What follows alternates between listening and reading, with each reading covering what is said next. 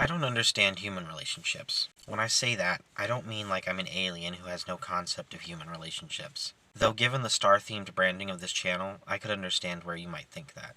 One time my partner and I were on an hour-and-a-half drive to my mom's place.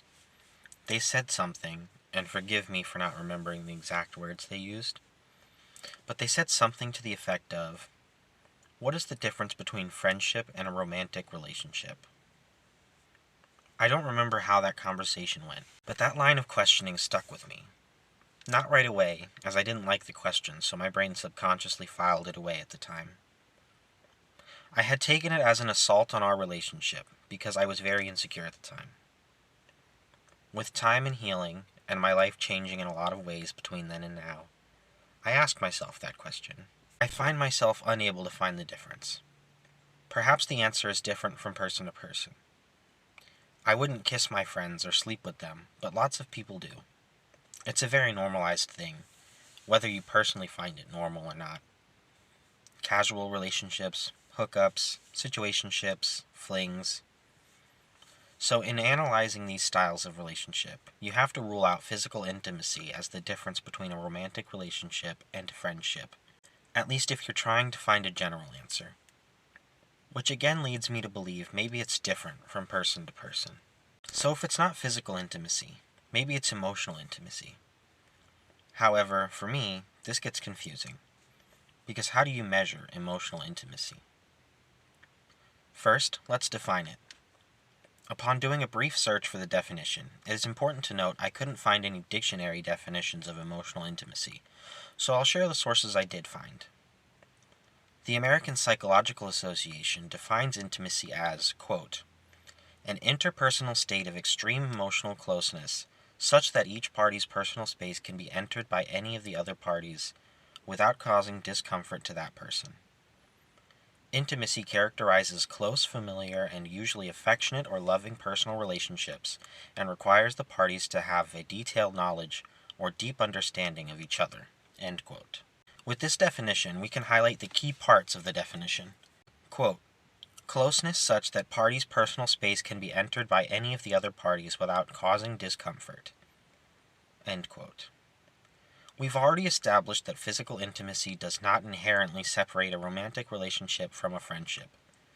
So let's apply this to the emotional aspect of intimacy, which brings us to the next key part of this definition. Quote, close, familiar, requires detailed knowledge or deep understanding of each other. End quote. I interpret this as two vulnerable parties. In other words, by making yourself more vulnerable to another person, by revealing parts of yourself that they could use to hurt you. That trust shared to another is attempted emotional intimacy, and if the other party reciprocates, you have successful emotional intimacy. Let's look at some of the other definitions I came across. ChoosingTherapy.com says, quote, emotional intimacy is the closeness and connection between two people who feel safe and secure with one another. However, it goes far deeper than simple closeness. It encompasses the idea of being seen, known, and understood by someone else. It involves getting to know each other deeply. End quote. This does pair nicely with my theory that emotional intimacy is about two parties being vulnerable with each other, as the only way to be emotionally seen, known, and understood by another is to be open enough with them to gather the information required to see, know, and understand you. That could be confirmation bias, though. This is not proven to be a credible source anyway.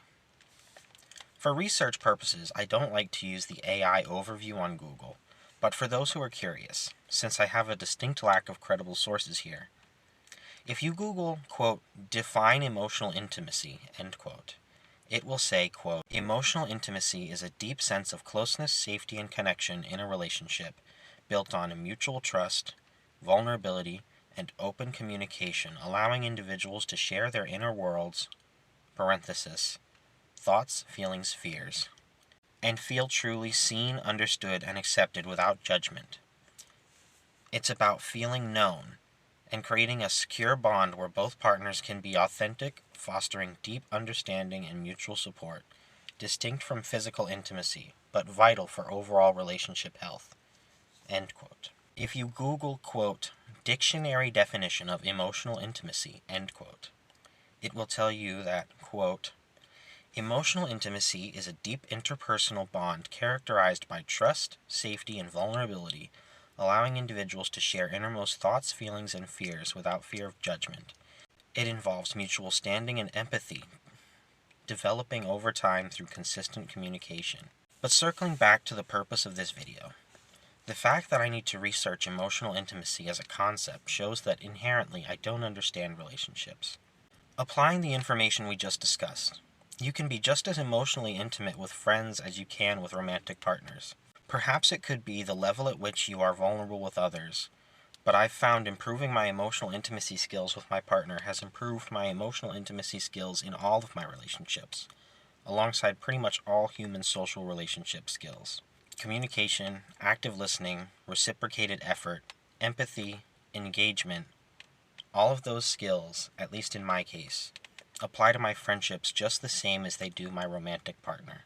So if there isn't an inherent difference in physical intimacy, and there isn't an inherent difference in emotional intimacy, then is it time spent? Well, technically I spend more time with myself than anyone. There is the phrase, "Learn to date yourself before you date other people," or other variations of that same concept. However, most people wouldn't unironically say they're dating themselves. I interpret this line of thinking to be more metaphorical, implying you need to learn how to understand yourself and develop a sense of self-respect before you try to intimately understand another person. Some people don't even like their partners that much and prefer to spend more time with their friends and family, but others spend the majority of their time with their partners. Some romantic partnerships are metaphorically inseparable. A common terminology for this type of relationship is a package deal. If you invite one, it is implied or expected the other will be there too. So with such variation, I personally find it hard to use time spent as a valid metric for a more generalized answer to the question, what separates a relationship from a friendship? So with all of this put into consideration, I find myself at two conclusions. The first, there is no blanket generalized answer to the question, what separates a romantic relationship from a friendship? In the same way, there is no blanket answer to what the meaning of life, or is the dress white and gold or black and blue?